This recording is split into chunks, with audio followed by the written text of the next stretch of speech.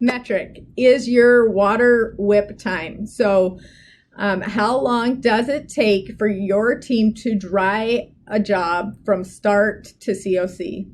So the basic premise here is that carriers are not going to pay for drying past 3 to 5 days, barring some unusual circumstances.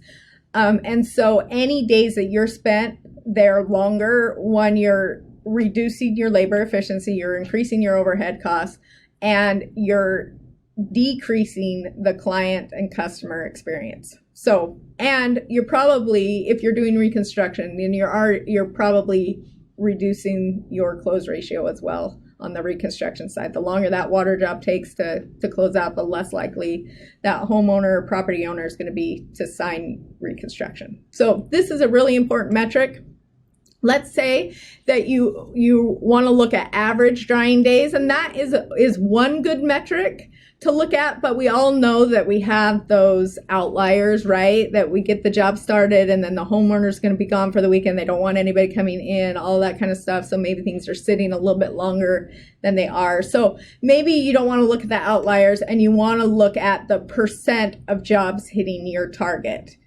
That is a really powerful tool to say, okay, how do we reduce 1 day of drying time from what our current average is? How do we increase this percentage about 10%? Hopefully you're killing this. Hopefully that 60% isn't even in your range at all. But it doesn't matter wherever you're starting. When you start, that's the metric, and all you're looking at is incremental improvements, and over time you'll be able to make a big difference. So this is something that will really help your labor efficiency. It will help your profitability, and it will help you just have a better, like I said, customer experience.